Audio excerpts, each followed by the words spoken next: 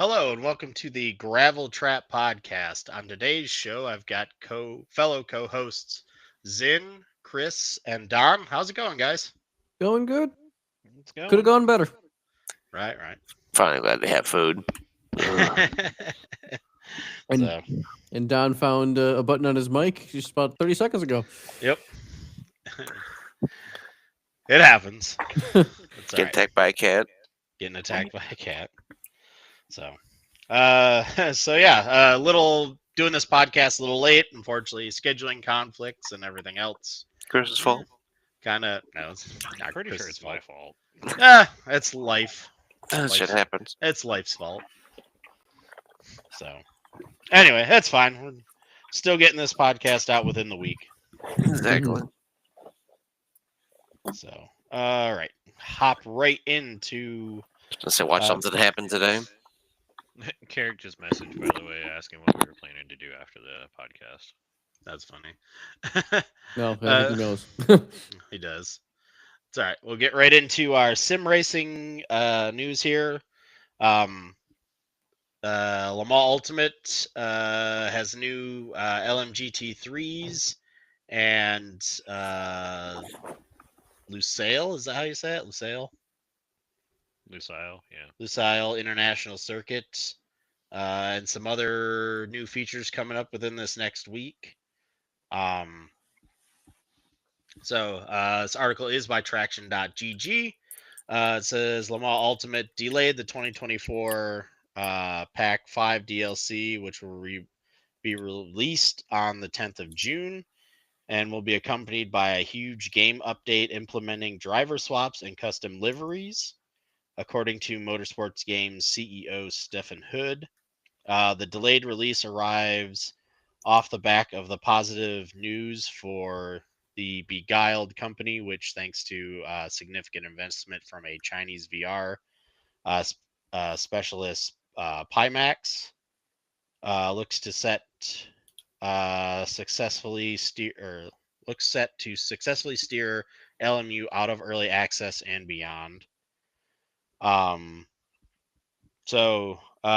Some of the DLC stuff that will be coming is obviously the Lusail circuit that we talked about.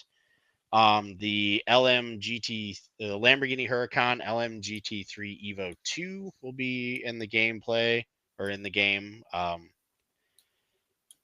Let's see here. It says the game's only V10 powered car, offering an exhaust note beyond compare to the real world endurance championship car. And then they go on to say, well, except for the 2025 Aston Martin Valkyrie, that is. Sadly, it doesn't feature on this year's grid, but it will run both the Iron Lynx livery and the Iron Dames teams livery that they ran in 24. They have the special Le Mans livery that the Dames ran as well. Right. Let's see here. The other car is the Lexus RCF LMGT3. Seen as the Elder Statesman GT3 Racing, Lexus has made its public debut in 2016 and took its official FIA homologated bow in 2017. However, in the interim, it has never undergone an Evo upgrade, making it practically obsolete in major European GT3 circles in recent years. Thankfully, its booming V8 appears on the WEC LMGT3 grid thanks to parent company Toyota's hypercar involvement, with replacement cars slated to run in 26 or 27, most likely branded as a Toyota. Still, the RCF remains competitive despite its age, thanks to the balanced performance, which helps equalize the package of the cars. Let's see, like I said, Lusail circuit or Qatar, the final piece of LMU's 2023-2024 circuit pack is the Qatar Grand Prix. Originally was devised as a MotoGP track. Features a Sinui, I don't know, however they pronounce it. Anyway, it features a a layout filled with medium to high speed corners. Lusail hosts the opening round of the 25 WEC, as well as the prologue for the official preseason test. With its atmospheric floodlights providing an integral backdrop for racing, its laser scanned Inception and LMU comes with 2 layouts and enough runoff to make a race director squirm, but should be at least providing drivers with a stern challenge. Like I said, one of the other features they announced too was the driver swap mode, already used to great effect in R Factor 2, Assetto Corsa Competizione, and iRacing. Driver swap adds a social element to the online racing echoing WEC's focus on teamwork. The system works similar to FR2, where replacement drivers can be selected in the MFD before the swap takes place in pit lane. It is not known whether a hot swap feature, as seen in previous R Factors games, will also be allowed. Let's see here. Unlike previous titles, occasionally multiplayer stability in LMU has a secure system to ensure players jump straight into their allocated car when joining a server. This will also allow any of your teammates to restart the car from the pit lane in the event of a disconnection or hardware issues. Initially, driver swaps will only be available in special events to help motorsports games gain feedback from the community, but their activation in LMU is is most welcome. The feature will then be rolled out across the team-based online championships via the SimGrid and race control features. Custom liveries will be introduced in the next update, but it will only be available online initially. In both team and single events, liveries can be uploaded for specific cars, and teams will automatically be downloaded by all players present on the server. At this stage, custom liveries will only be available to Race Control Pro or Race Control Pro Plus subscribers. However, players who don't have a subscription but are driving for a team owner who does will be able to take advantage of this feature. A bespoke livery creation menu will be implemented to smooth the car painting process, and here players can find templates for all the game's vehicles with adjustable region maps producing various textural finishes. From here, exporting the region map and livery files back to LMU's back-end servers can be done at the click of a button. Anyone who paints an inappropriate scheme can be reported and banned immediately. Let's see. On the team management side, not only will players be able to create teams, but they will also be able to assign drivers and assign lineups, as well as change their team's logo and livery. Multiple roles can be also assigned to drivers. These are drivers, engineer, and manager that will each have different abilities. Obviously, driver can enter and drive in a team event and join the server as a spectator. Engineers can spectate team events, see telemetry, see pit stop actions like setting virtual energy levels and tire selection. And managers can add and remove team members and edit the team's lineup in the events. Fourth option is available for team owners who hold the previous role and maintain full control of their team. The team ownership can change hands too. Everyone can create a team with up to 6 drivers and 1 lineup, but Race Control Pro or Race Control Plus subscribers can recruit up to 100 teammates and divide them into as many as 10 different teams.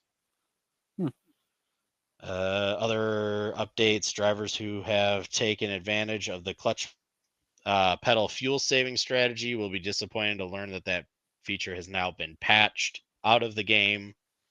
So it is now only possible to use the clutch while in first gear. New fuel saving statistics are also now accessible to drivers, allowing engineers to pour over more detailed energy data to help them gain an advantage on fuel consumption. The LMGT's Retire model has also seen refinements again, with multiple classes now grouped together during the race starts, regardless of qualifying time, with realistic gaps formed between the packs. The game will do this automatically, separating the packs. Intriguingly, LMU is set to reveal new features on the 13th of June on site at the Circuit de la Sarthe ahead of the 2025 24 Hours Le Mans. And players will be able to play around with these brand new features at the demo booths. Cool. So yeah, the DLC price is set to $49.99 USD. So yeah, Not terrible. bunch of updates for Le Mans, bunch of quality of life fixes. Is that the season pass price or just that pack price? It says Le Mans Ultimate 2024 Pack 5 DLC release date and price point. So yeah, Really expensive everything. for a DLC pack. That's like I was buying a new game. so yeah, That's I tragic. mean, the That's other thing actually. to note from the development blog video that they put out is at the very end they tease the Valkyrie will be coming. yeah. Well, I mean, it's no surprise that I'm surprised that they're doing it before everybody else, though. I mean, not really. I mean, it's one of those things where it's gonna force iRacing and whatnot to get it as well to stay competitive. Yeah. right. I don't know. I'm interested. Like I said, to see how easy the livery creator is. Although technically, I guess you won't be able to use it unless you have pro version for Race Control Pro. So, but yeah, it from the screenshots and stuff, not screenshots and stuff that I saw in the YouTube video, I was kind of skipping through parts of it, but it seems kind of similar to iRacing, where you've got a PSD file that'll be editable, and you can do your design and then export it into the game, or export it into the files, and then from there the game can read it. I'm definitely interested to see how the what's the equivalent of the spec mapping in iRacing is, with the different finishes, your chromes, your mattes, your metallics. That seems an interesting system, just from how they were talking about it. I'm hoping the user or the usability of it is as easy as they make it look, because that could be definitely a benefit, or an advantage over iRacing system, because iRacing just went through a massive texture update last year, and they changed how the matte and metallic layers kind of interact with each other, and then how it's reflected through the lighting system. And I personally have been struggling with it. I know other people get along much easier than I do. I don't have an artistic brain. I have more of a mechanical, whatever Yeah. the opposite of artistic brains are. Fantastic. You're a numbers man. You're not a creative man. Is what you're saying. Yeah. So, but it's something that I dabble in, and it's can be relaxing. I heard your comment, Doug. I'm not ignoring it. So hoping that LMUs is a little bit easier to be able to get metallic finishes or matte finishes. So yeah, I'm excited for it. For me personally, I don't think it's been a secret on the podcast that LMU to me is my number 2 choice for sim behind iRacing at the moment. So Or no worse, ACC. Mm-hmm. no, I find zero reason to draw me back to ACC. There's nothing about it. Like, even having GT2 cars, which I think AMS2 is maybe the only one that has GT2 cars. I'm just like, I hate how the cars look when you're in a lobby. I hate how they look in a replay. I hate how they drive. I'm not interested in it. There's nothing that compels me that another sim isn't doing at the moment. And I'm waiting for AC Evo to get further along Before I you touch it purchase again? that. Yep. Well, I haven't driven it at all. Literally, my only experience with it was on a keyboard and a mouse in the Razer store here in Austin when I was trying out the iPad. So, all I can say is visually, an S2000 at Brands Hatch on a 27-inch monitor on mouse and keyboard looks great. It sounds great, but no, I want the open world stuff to be there and at least a Mhm. multiplayer structure before I get it, just because Understandable. that's kind of where I'm at. Is if I'm not sim racing, I'm doing stuff with you guys, and I Yeah, just kinda messing lost my around and interest in driving random cars is how we got that. yeah. It's more fun when you're doing with other people. You're just doing it on your own. So I don't know. I guess it's just a condition of getting older. Playing games just by myself. I'm finding less and less enjoyment in. Yeah. I'm enjoying more of the social aspect of online gaming. So, Right. but that's enough about me. Mhm. So speaking of LMU DLC, I was just checking the Steam page, just in case it was already up for kind of, hey, earmark this if you have interest in it. It's not, at least that I've seen, but all the other DLC that currently is out for LMU is on sale, 20% off, including the season pass. So season pass is now $39.99. Pack 1's $10.39. Pack 2's $10.39. Pack 3's $14.39, and Pack 4 is $5.99. Yeah.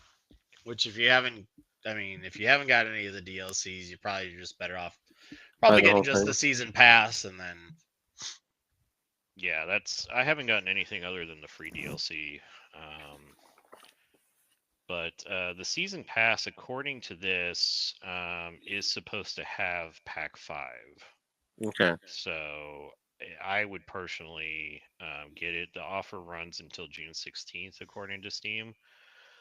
So $40 for all of that content is a lot. I mean, it's 4 hypercars, 4 new tracks, and all of the GT3s minus the free Mustang.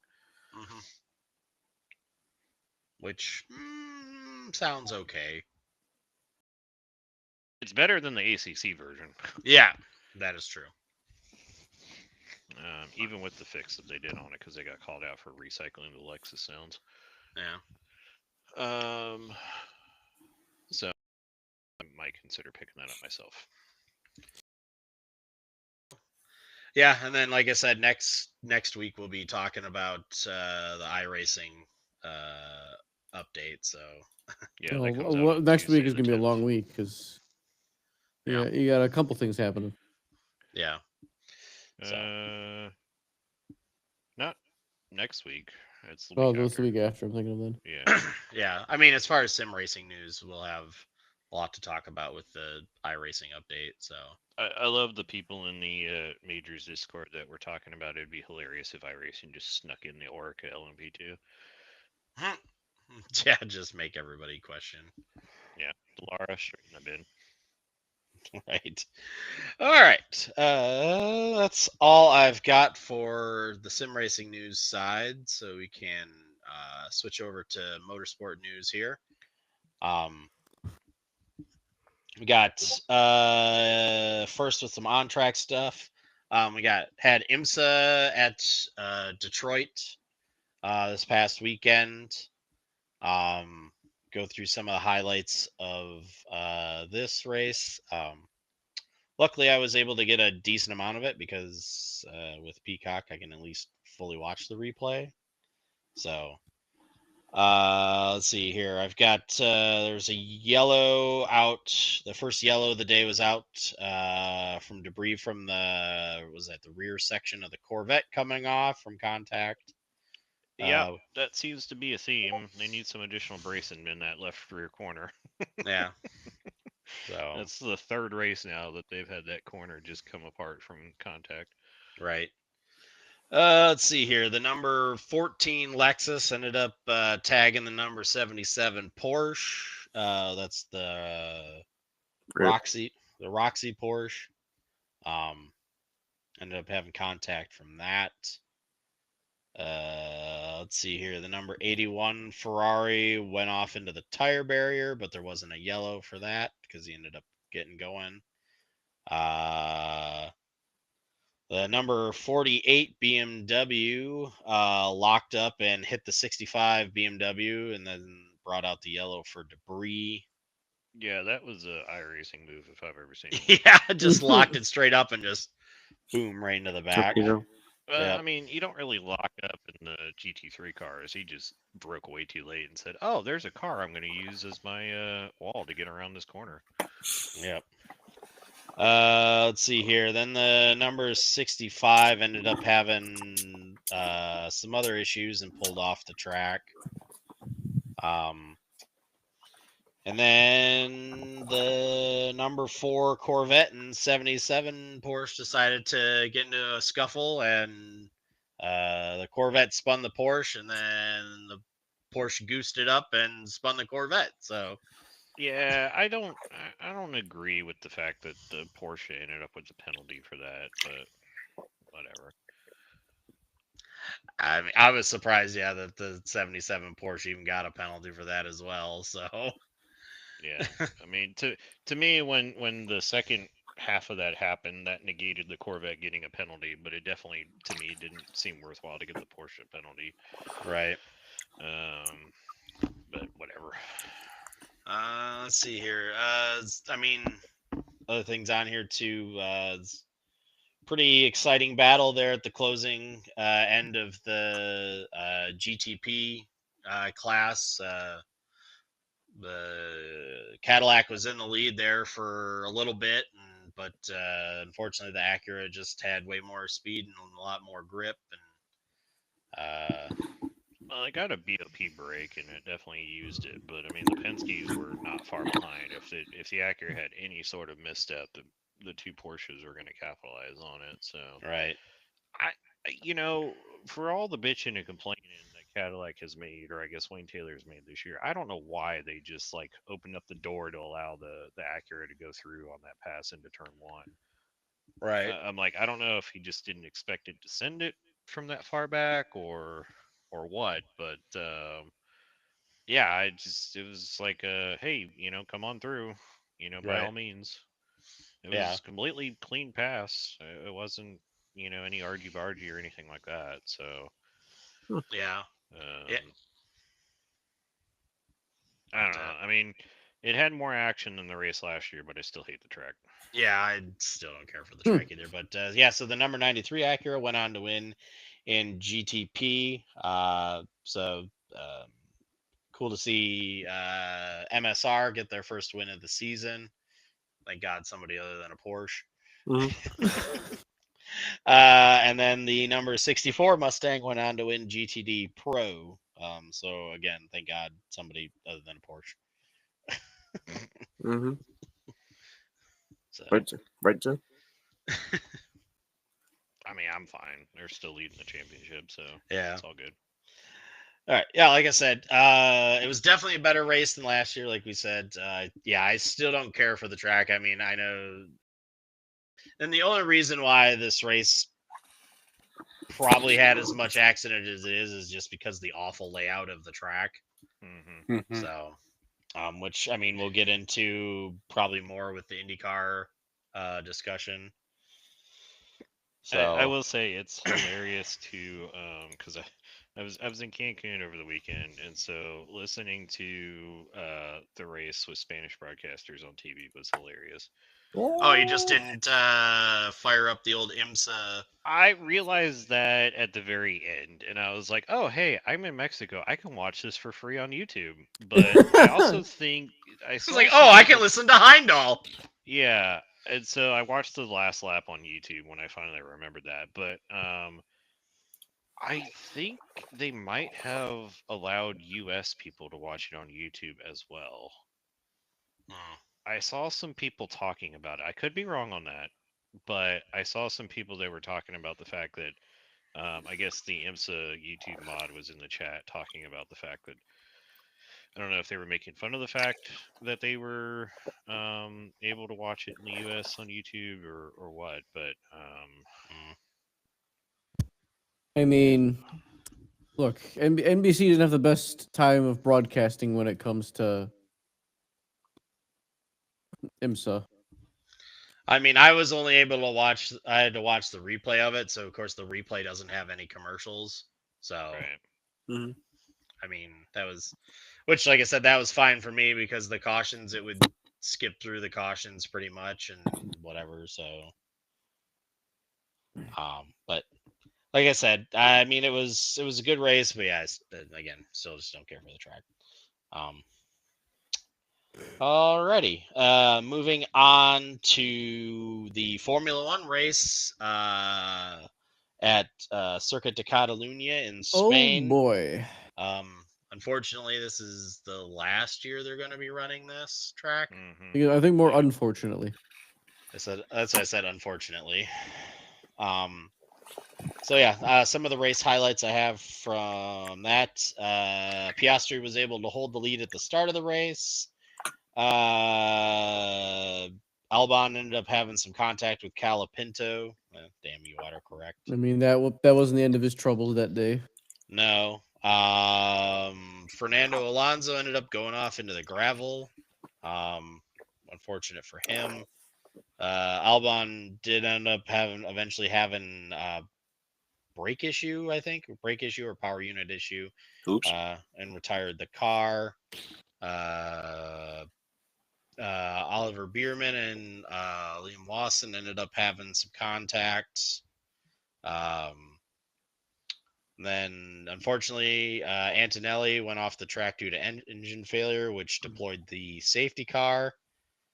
And then, Yeah.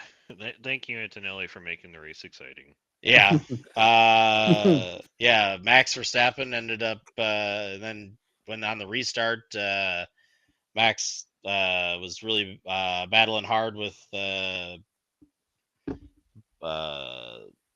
was it Lando? Leclerc.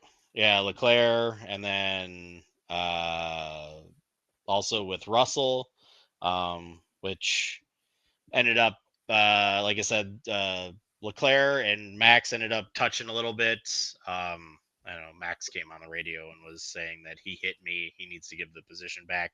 That I don't really agree with that one, but I mean, Seems that's like they kind of drifted into each other. Mhm. yeah. Leclerc was a little bit more to blame on that, but it's hard to tell because the camera angle was on the left side of the track, so it made it look like Leclerc kind of came over towards Verstappen. But Yeah. I don't know what I couldn't figure out because I didn't get to watch the race. But what I couldn't figure out is I guess what happened between Verstappen and Russell that made the team come on the radio and have Verstappen So- give the spot back. Apparently, at turn one, I guess pretty much the exact opposite happened. Because I didn't watch it live, and I was trying to find out what exactly the cause was. So what happened was Russell got too deep into the brakes. He hit Max, and they made contact, and Max went off the track, and then came back on the track ahead of Russell. But what I think is the confusion was, which again I think FIA is to blame on this. They stated if you use because there was a runoff access line that you were able to use to come back onto the track. Yeah. But they stated that they had to use the full runoff line to not be penalized. And because Max went off past line technically started, I think that's where the confusion came from, was FIA's wording and then Red Bull's interpretation of the rule. And then apparently, he didn't have to give the position back. No, well, that's And see, Well, that's the but they thing. didn't know that at the time. No, Yeah. but it's like the whole way this was the FIA constructed the like didn't have to give it back, yada yada, intentional things, bar whatever they're saying in the document. It was like, oh, you don't have to give it back. Like, then I guess the rule needs to be more clear. Like I said, Well, that yeah, I mean, we can talk about the Yes. big incident that was the result of everything. So yeah, so Verstappen lets Russell by, and then Verstappen, in a fit of being pissed off, basically Got lunges in deep too into the deep, corner, ran into hip him. checks Russell out of the way, and takes the spot right back. right. But yeah, like I said, I think that's where the confusion was, is because the FIA stated at the beginning of the weekend, if you use the run, you have to use the full runoff lane in order to not have to give a position back. So I'm thinking, like I said, that's where I think Red Bull got confused, is because they thought, well, shoot, he didn't use the full runoff. They're going to make us give the position back. So that's why they were yelling at Max to give the position back, when earlier in the race somebody only used half the runoff lane and still didn't have to give the position back. So again, FIA not sitting down pre-race with all the teams in a drivers meeting and going, this is okay, this is okay, this is not okay. If you do this, we're going to penalize you, but if you use the runoff like this or like this, then you're fine.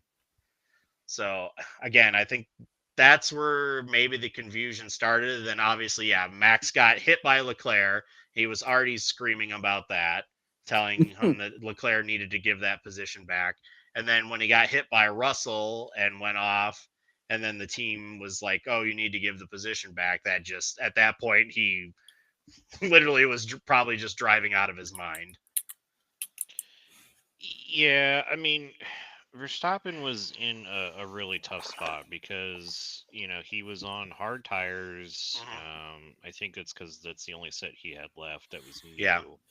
And so there's debate after the race about whether that was the smart thing to do.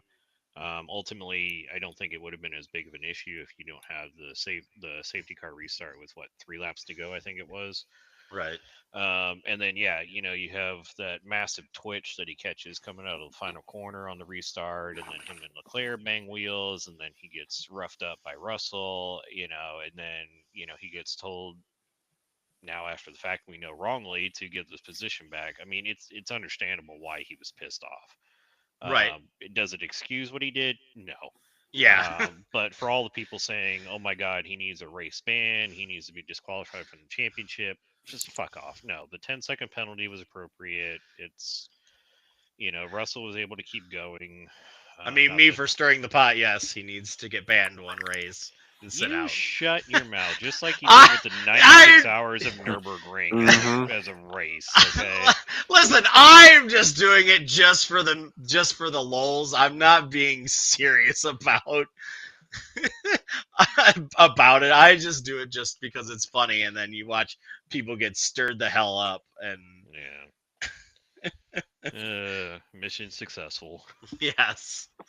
No, So but I mean, the part of the problem is, once again, you have the stewarding team with F1 that picks and chooses what they want to prioritize for quick responses, and others that they're just like, yeah, we'll get to it when we get to it, And when you talk about the giving positions back, that's something that has changed over the recent seasons, because there used to be a time when the stewards would tell teams, hey, you need to give the position back.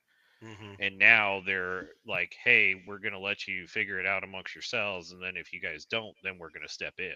And so to me, in situations like this, when there's few laps remaining in the race, the stewards need to immediately decide, like right then and there, is that going to be something that a position swap is going to be required or a penalty issued, not let the team figure it out, And in this case, they made the wrong call, and it exasperated an already tense situation. And to me, it had the knock-on effect of the incident between Russell and Verstappen. So Yeah. again, I'm not excusing what Verstappen did. It's to Right. me on par with what Vettel did to Hamilton under safety car at Baku, with using your car as a weapon kind of thing. I did love all the banter after the race. The Mario Kart comment was Yeah. mint. Yeah. Comment of the year. But no, when Russell, or I guess when Verstappen was told what Russell's comments were about, kind of the think of the children, sort of thing, and Verstappen's response was, well, next time I'll bring tissues. It's like F them kids. yeah.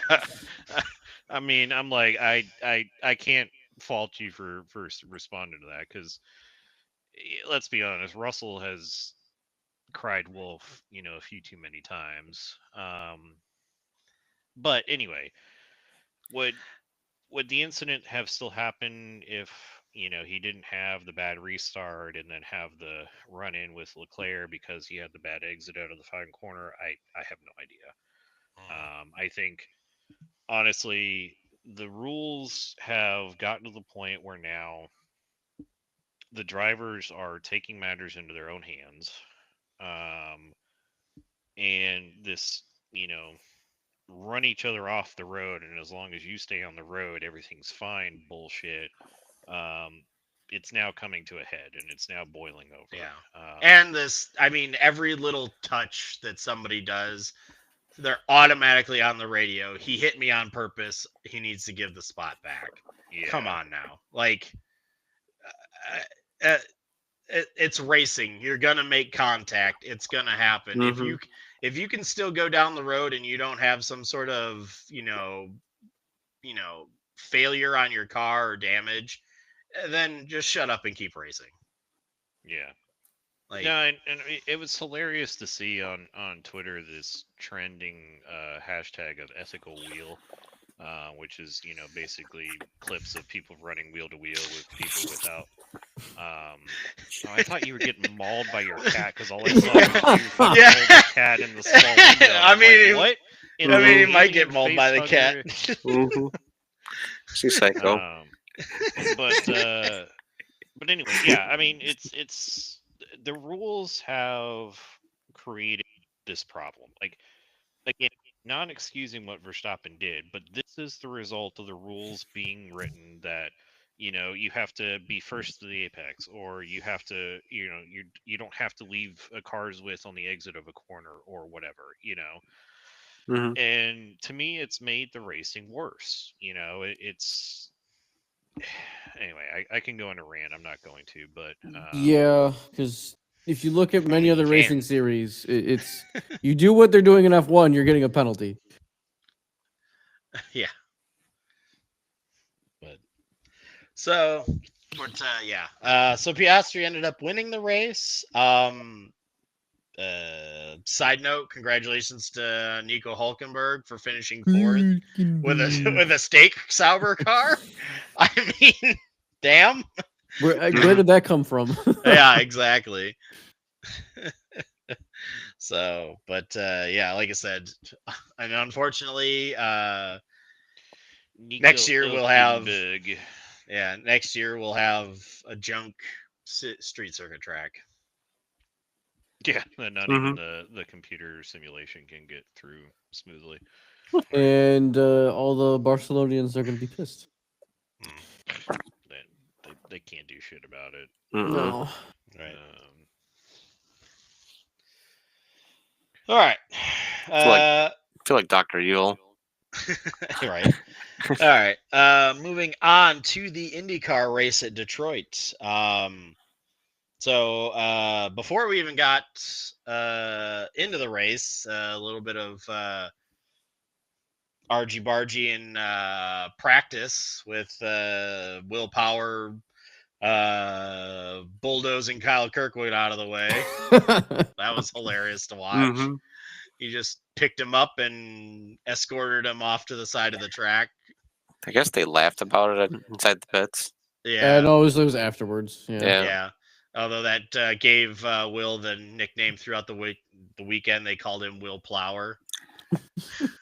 So Pretty good. yeah, I mean, genius for him to be able to hook that front nose underneath the rear attenuator and scoot him off the track. Like, So it is possible. it is possible. Yes. Great. Not just imagine if they did that bum drafting. Oh, don't Oh even. God. So anyway, that was kind of the talk leading up to the race, but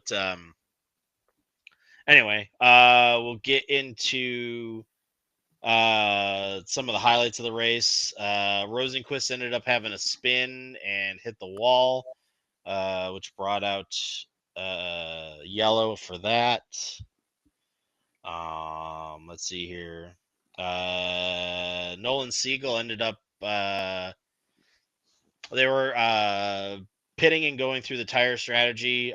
Siegel was on cold tires, and so was McLaughlin as well. But apparently, Siegel reported that his car was just handling like crap on cold tires, and unfortunately, Scotty Mack his car was hooked up on cold tires, and he ran right into the back of Siegel, which ended up netting him a drive-through penalty. Devlin DeFrancesco ended up losing a wheel after a round of pit stops. It came off the hub as he was entering the corner and just That hit was the wall. a scary wreck. Yeah. Because that's the one that he ran into the back of somebody, right? No, he hit the wall. Ooh. What am I thinking of? You're thinking it towards the end here. Okay. Let's see here. Oh, it was suspension. Okay, never Yeah. mind. I thought it. Yeah, 'cause I just Rasmussen saw the ended wheel up. come out. Yeah, Rasmussen was on cold tires and he goosed it up in turn 3 and bounced off the wall, but seemed to have all of his suspension components be straight. And he continued on.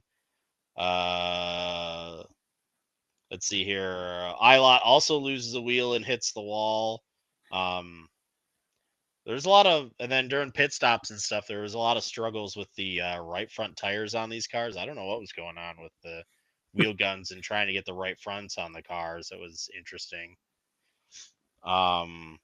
Let's see here. And then Palou was kind of having a mid race, which is kind of a surprise for him considering he's been dominating this entire season. Mm-hmm. He hits the wall after Malukas had locked up the tires and ran straight into the back of him.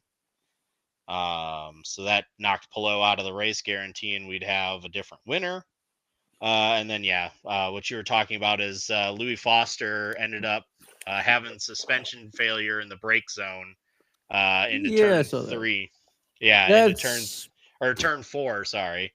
And then, he just ran straight into the back of Rosenquist because, I mean, you don't at have a that suspension. point, you just hear like in his car, and then it's like, oh, he has no Yep. brakes. Yep. Yeah, I didn't. I was kind of.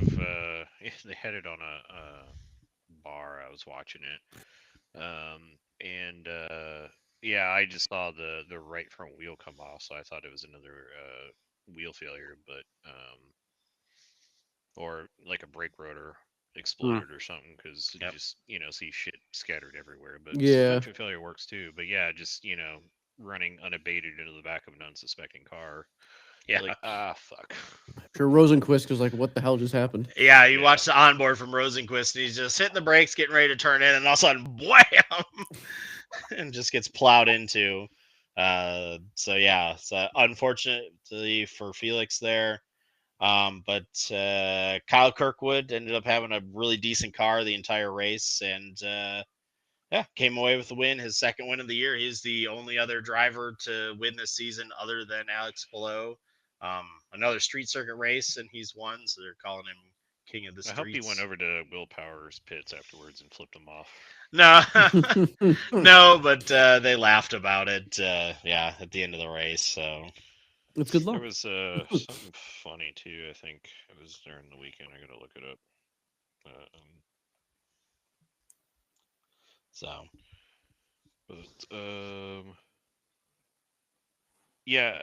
So apparently Colton Herta on Twitter, like on Monday or Tuesday. Uh, he tweeted out, he goes, "Where's that IndyCar memes guy? I miss him making fun of Rossi." To then Rossi responded, "What the fuck did I do?" Right. But then apparently Connor Daly posted that the IndyCar internet would have a good laugh at the situation currently happening right now. Apparently, Rossi's boat had a drive shaft failure in the middle of the lake, so Michael Andretti was towing them to safety. He said, Mhm. 3 of us on said boat have driven for Michael before. More to come. Hashtag team effort. Right. Yeah, I Looks like guess they were with Christian Rasmussen as well. So it was Rasmussen, Daly, and Rossi, and they're all getting towed in by Michael Andretti. And Andretti posted, what did he respond with?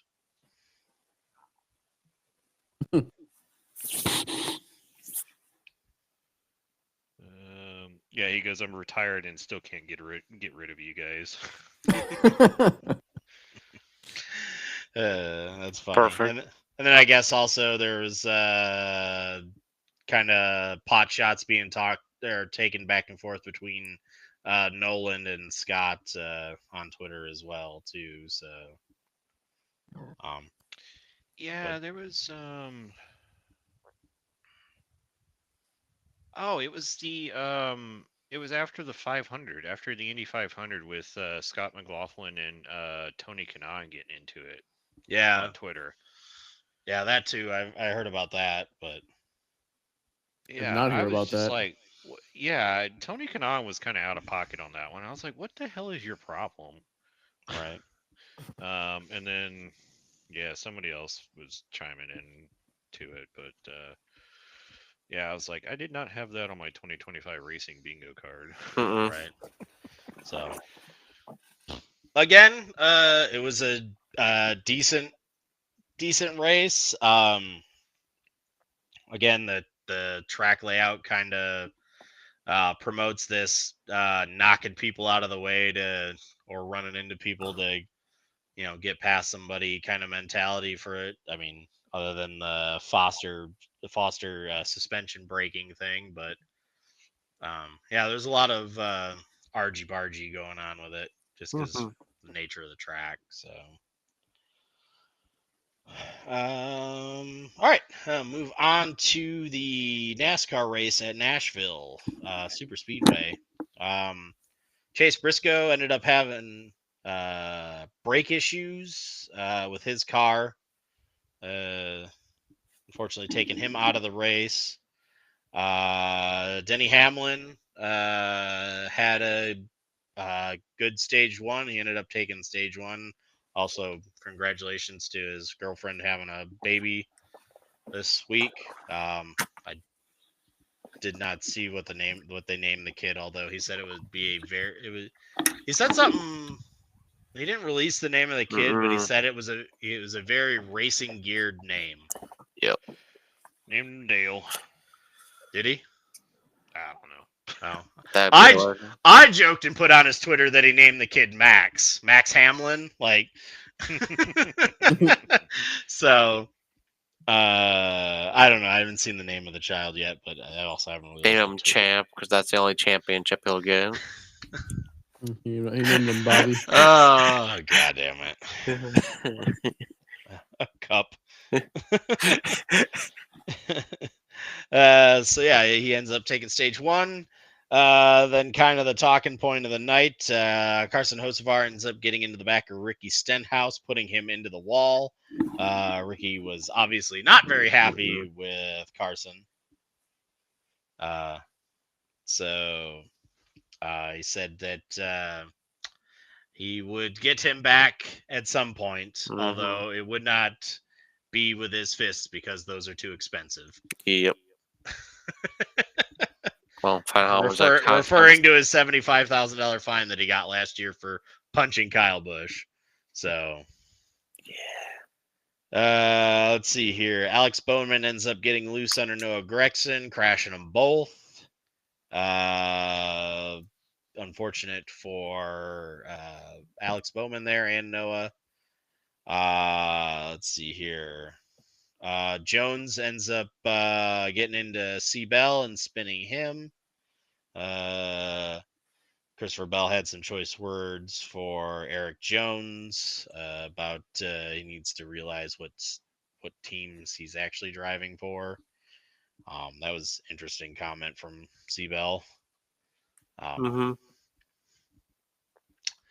Let's see. Reddick had some problems with his car. He kind of lost the balance of it. He was dropping back through the field. It was unfortunate to see for him. Corey Heim ends up squeezing Keselowski and he gets turned. Let's see here. Blaney ends up taking stage 2. He had a really good car there towards the late stage or end of stage 2 there. And like I said, he took the win. Kind of really the only highlight in stage 3 was Priest had his spin, and then Blaney came away with the win. So his second win of the season, I think. Yeah. Blaney first. Was it first? Okay, his Yeah. first win of the season. Yeah. So all the, including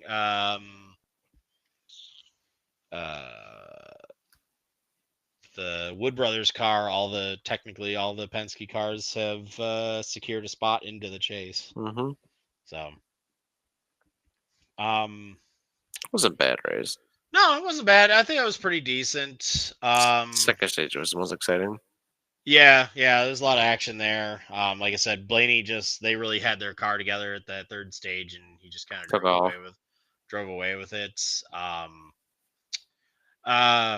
I mean, kind of the same issue that they have with most of the car this year. I mean, they seem to fire off really well, but you get towards the end of the run there, or the end of the stage, or the end of the tire life, and all the cars kind of equal out on speed. Yeah, right at the bottom. Yeah, or they can't really get around any of the lapped cars in front of them. So, I mean, it's kind of like I said, that's always kind of been a nagging issue with this car is eventually at some point all the tires equal out and everybody's running just about the same speed. There's no advantage or saving anything. Right. Again, I thought the Prime commentary was really good.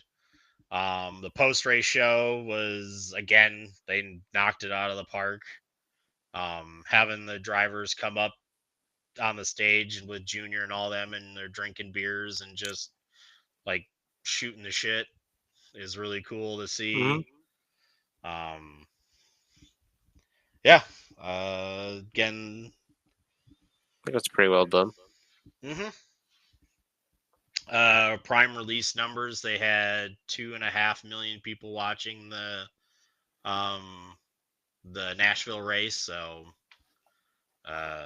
pretty decent numbers to see. So, absolutely. Well, Amazon's doing this smart too. I don't know if you noticed, but if you just click on the Amazon app just to buy something, it's right there. Right. So they're advertising it pretty well. Well, yeah, and then they set it up specifically so that way, just before the Coke 600, if you didn't have Prime, you could technically sign up for get a 1 month subscription and technically get all the races for free. Super smart. So, yeah, that's all I have for on track news. Transition to off track stuff here. This article is by Sports Car 365. Says Munez Dinofa. Chelsea Dinofa. Yeah, confirmed for Le Mans Invitational. So Frankie Muniz and Chelsea Dinofa have been the latest drivers to be confirmed for next weekend's Mustang Challenge at Le Mans, which is an invitational as guest drivers. Obviously, television star turned Craftsman Truck Series driver who made his Mustang Challenge debut at Circuit of the Americas last year. It was confirmed by Ford Performance on Wednesday. He'll be joined by the 23 Formula Drift champion in a separate Mustang Dark Horse R, competing in the Dark Horse Stars class is a special category of one-off drivers in the June 11th to 14th event at Le Mans. Also included is Ford Motor Company CEO Jim Farley. The full entry list to the event, which is set to feature all 6 Ford Performance Junior Team drivers, is expected to be released shortly. So that's something cool to see. Frankie doing some more sports car stuff. I felt bad for the guy. He was so down with his truck. I know he just has shit luck, man. He gets involved in somebody else's mess, All the time. or just something goes wrong in the pits with him. But again, The race didn't really even start. All of a sudden, boom, oil leak. yeah. But again, it's cool. Going to be cool to see him run a Mustang Dark Horse R around Le Mans. So, I wish him luck. all right. Let's see here. We'll kind of hop back over to some NASCAR legal news. So this article is by NBC Sports. It says the judge rules in favor of NASCAR in key matter with 2311 and Front Row Motorsports. So it says a 3-judge panel from the Fourth Circuit Court of Appeals unanimously vacated a preliminary injunction order Thursday that had allowed 2311 Racing and Front Row Motorsports to compete as charter teams and receive the financial benefits as a charter team.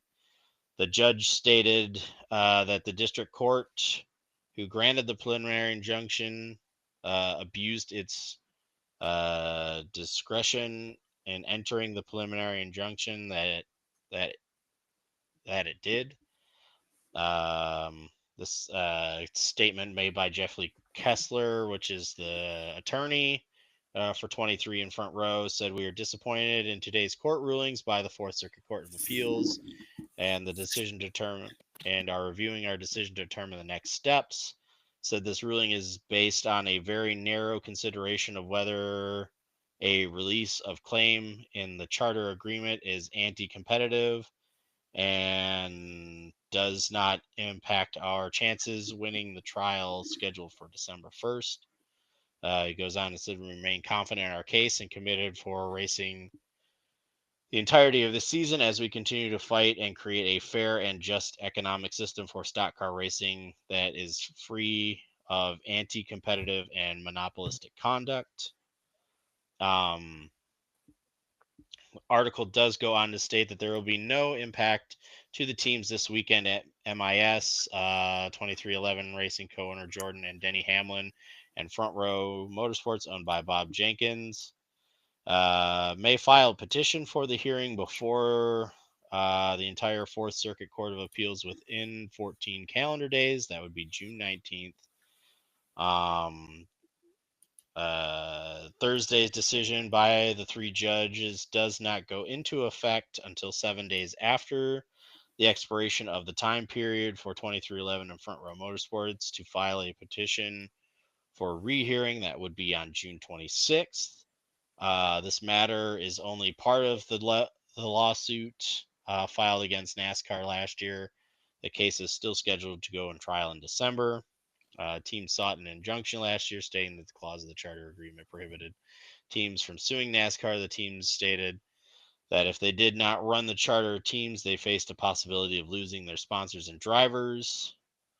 The U.S. District Court Judge Kenneth D. Bell then granted preliminary hearing injunction on 18th and stated his opinion that NASCAR fans have an interest in watching all the teams compete with their best drivers and most competitive teams. Then this 3-judge panel thing just started their hearing on May 9th and just finally ruled on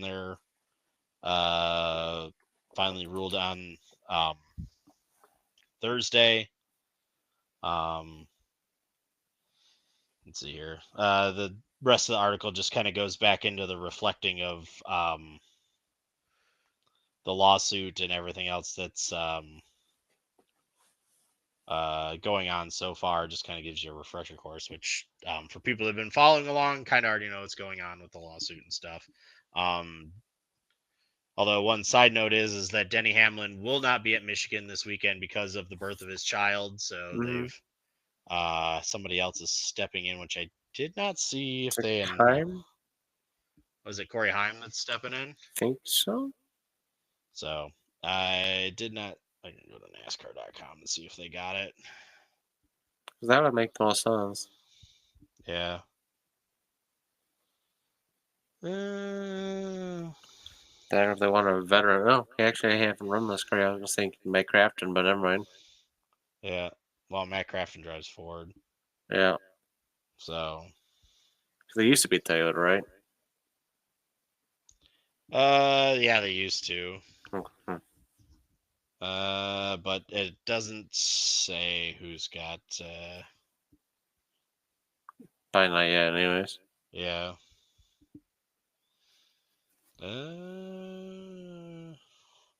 I can look at the entry list real quick. Who's in the 11 car? Corey Heim. Yep, Corey Heim Okay. is in the 11 car. Although it's funny because it says Team Tricon Garage. Hmm. Oh, that's for a truck race. Mhm. Oh.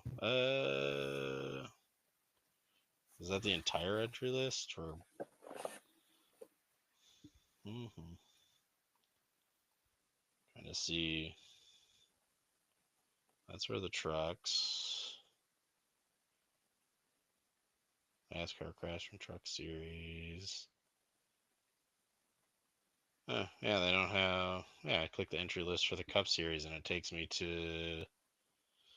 Oh, there it goes. Ross Chastain. That still says Denny Hamlin's listed on there. Yeah, that's what. Yeah, it's weird. So I don't know. Guess we'll figure it out. But yeah, so sounds like unfortunate for 2311. I know they get to file this appeal, which I imagine they'll probably do to keep from losing their charter status that they currently have. And then we'll just have to see what goes from there. Mm-hmm. I just don't see how it can be allowed to be overturned. Obviously, courts are going to do whatever they want, but to me, when you have documentation from Reddick's camp and from sponsors basically stating that it's a requirement for them to be a charter team in order to provide their support or to drive for them, Mhm. then that should be a slam dunk. But I'm not anywhere close to a lawyer, so who the hell knows? Yeah. So yeah, well, like I said, just have to see what happens if they go through this next step on appeals or whatever, Yeah. or rehearing. So, all right, moving on to our final topic. This article is by Sportscar 365. It says the balance of performance for the 24 Hours Le Mans is revealed. So getting into The fun the BOP for the LMDHs. It says Ferrari, which heads into this year's race searching for its third consecutive victory with its 499P, has a minimum weight of 1042, down 1 kilogram from 2024, and a maximum power of 512 kilowatts below the power gain threshold of 250 kilometers, which is up 7 kilowatts from last year. So sounds like they got a power increase. Mhm. One of several notable increases in power across the class is Toyota's GR010 with a 12 kilowatt to class maximum. The Cadillac V Series R is up 8 kilowatts, and the Alpine is up 10 kilowatts to 517. Toyota maintains minimum weight at 1053, which is identical to last year, with Cadillac and Alpine are the only cars to receive a weight increase, with both up by a single kilogram from 1037 and 1039. Like the Ferrari, the Porsche is down 1 kilogram, but the power output from 511 kilowatts is unchanged from last year. Major outliner on weight is the Peugeot 9X8, which has been brought down to 1039 from last year's race, which it notably struggled for competitiveness, accompanied by a small base power reduction of 1 kilowatt to 507. That makes the least power in the class under the power gain threshold, followed by the BMW V8 on 510 and has an unchanged weight of 1039. However, the BMW is one of just 2 cars to be assigned a positive power gain value along with the Porsche, with the BMW's power rising to a class high 520.2, which is a 2% gain above 250 kilometers, while the Porsche is next with a 1.4% gain. The Ferrari has the biggest drop above the threshold at 2.9 down, which is the equivalent of 14.9 kilowatts. Peugeot, which falls by 1.2% or 9.2 kilowatts from last year. Alpine also received a drop of 1.7, Toyota 1.3, and the Cadillac a 0.8. Aston Martin's brand new Valkyrie has been assigned the class minimum weight at 1030 and the maximum power of 520 for its Le Mans debut, and a power gain of minus 0.8 on the GTP side of things. Corvette. Sounds from our Sports Car 365's article. It says Corvette and Ford's biggest winners in the BOP. It says the biggest winners appear to be Corvette and Ford, which both have been handed a power increase and weight decrease compared to last year. While all 7 of the cars in the class that raced last year will run a lower minimum weight this time around, the Corvette and Mustang are the only 2 above 2 of the 3 to have also been given an increase in power below 200 kilometers. The Corvette has, however, the Corvette has a negative power gain of 4.6% versus minus 2% from last year, while the Mustang is at 0% gain. At the same time, the Corvette now weighs 1,333, which is down 14 from last year, and the Mustang is at 1318, which is down 9. Only the Porsche at 1315 is lighter than the Mustang, but last year's winning LMGT3 car has been given a reduction in base power to P4 from P3. The only other car to have both gained power and lost weight is the Lexus, but weight decrease is just a single kilogram to 1354, while its power goes up 2% to P2. This gain is tempered by minus 7% power gain. Heaviest of all the cars now is the Mercedes AMG Evo at 1360.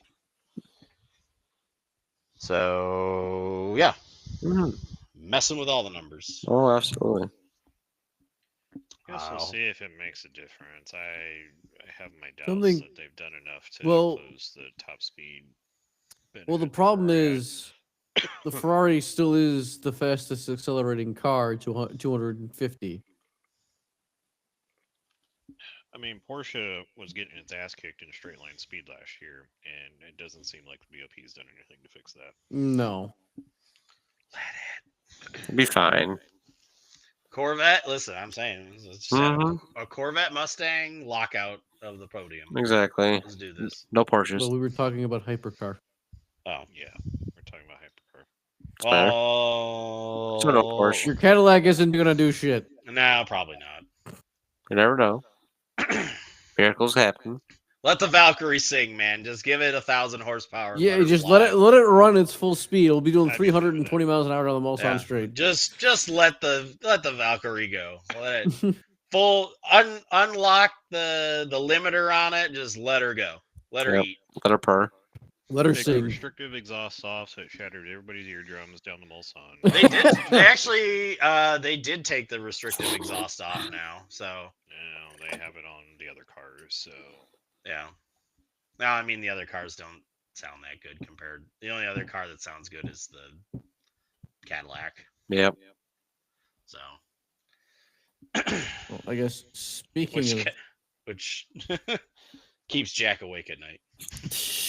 of, I thought the Mustang kept Jack awake at night. No. No. Just Camaro. that just made Right. them hard.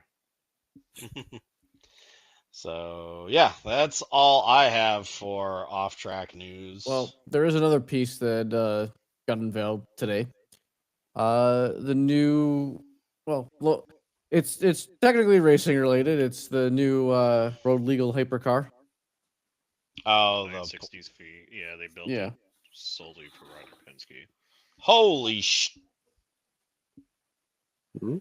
Larson just flipped outside of the racetrack at a high limit race. Oops. He flipped the car outside. Yeah, he cleared the catch fence. Well, live news Is he brought to you okay? by. Yeah, it says Larson is fine, although he says he's a little dizzy. But yeah, he got hooked and flipped over, like completely cleared the catch fence.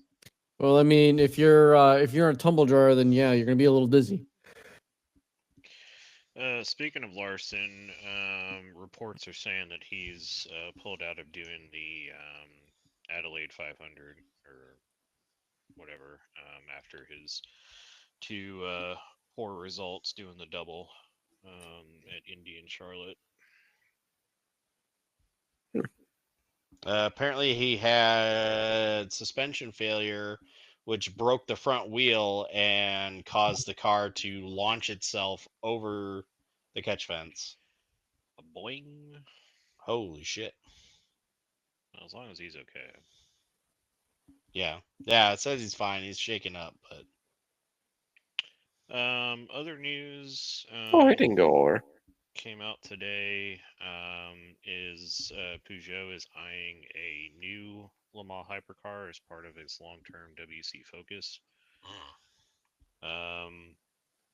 It says the French manufacturer is known to have opened a dialogue with rulemakers, being the ACO and the FIA, about replacing the 9X8 that came on during the second half of the 2022 WEC season and then underwent a major overhaul during the 2024 season. Peugeot's plans for a new LMH, most likely in 2027, have emerged after the top brass from parent company Stellantis stressed that it's in the WEC's hypercar class for the foreseeable future. New Peugeot CEO Alain Favey insisted that Peugeot would be competing in the WEC for the long term. Stellantis Group Motorsport boss Jean-Marc Fenot, who confirmed that Peugeot's current commitment runs 6, added that, quote, it's very likely that we will keep on in the series. Favey wouldn't elaborate on what long-term means for a marque that has a car racing, including 3 wins overall at the Le Mans 24. So far, Peugeot has failed to win a race and registered only 2 podiums, one with the original version back in Monza 2023 and one at Bahrain last year with a car known as the 9X8 2024. It made wholesale changes to the car under the Evo Joker rules, which were designed to limit development and keep costs under control in the hypercar category. Peugeot has refused to be drawn, however, if its long-term plan could involve developing a new LMH to take advantage of an extension of the life of the current regulations. They are confirmed to the end of 2029 after a 2-year extension announced this time last year, but appears likely that a further prolongation of the hypercar category will be announced at Le Mans next week at the traditional ACO press conference on the eve of the 24 hours. Olivier Jansoni, Peugeot Sports Technical Director, said, "We don't want to discuss our technical strategy. It depends pretty much on the regulations, which are going to move at some point." Finot suggested, however, that Peugeot remains compromised during the design phase of the 9X8 by the changes to the rules. They resulted from the process of convergence that followed the announcement in January 2020 of the LMDH category as a second route in the hypercar division.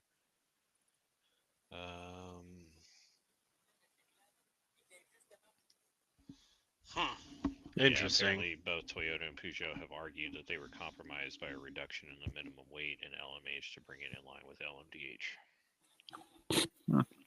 Yeah, well. I mean, the Ferrari doing okay, Yeah, but and Toyota seemed to be doing okay up until the Ferrari joined. Yeah. But also, speaking of Stellantis and motorsport programs, it's expected that the Ram truck program is going to be announced probably this weekend at Michigan. There's already been photos kind of leaked of what the car looks like. Can't wait. What some people are speculating is that they might take a similar route to Toyota when they entered the truck series of doing a few races at the end of this year before doing a full campaign in 2026. I guess that's inspired by the fact that the current package on the car resembles the 2025 Ram trucks, which I guess are undergoing a redesign for their street counterparts for 2026. I know very little about that, but that's kind of what people are keying on, is that because it looks like a 2025 Ram, they might look at entering some races at the end of the season. Yeah, I know there's been rumors flying around that Garrett Mitchell or Cletus McFarland might be driving a truck next year for Ram, although I sure hope so. But hasn't been announced whether it would be a full-time ride or just some one-off appearances and stuff. But so far, that's the only driver that's been hinted at running. So I don't know. We'll to see. If Dodge wants to get some eyes, that's a good way to do it. Mm-hmm. So, yeah, good way to piss off the idiot fans at the same time. He's inexperienced. You can't do it. Right. So yeah, it's all I think that's pretty much it for news. Mm-hmm. All right. So yeah, that's all we've got this weekend. We've got NASCAR at Michigan. You got Le Mans qualifying. Yeah. Well, I think the Hyperpole is on next Thursday, isn't it? Yeah. But initial qualifying. Yeah. IndyCar is off this weekend. Boom.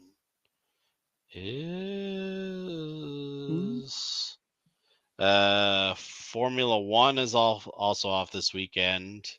And obviously, of course, so is IMSA because everybody's heading to Le Mans. Mm-hmm. So it might be a little light next week on track news, but I'm sure we'll have more off track news to talk about. And then obviously, like we said at the beginning of the podcast, that's gonna be the big money maker. Yeah, the iRacing season 3 release notes will be out, and we'll probably have a podcast next Wednesday or Thursday-ish. Mm-hmm. So we'll have time on track with the Ferrari, the tire update for the Indy cars, rain tires for Indy cars and Super Formula cars, the GT3 tire model, tracks, the new tracks coming, a couple of one or two new tracks coming to the service, possibly, and yeah, that's all I've got. So we will talk to everybody next week. Good. Bye. See you, everybody. See you later. Bye. Auf Wiedersehen.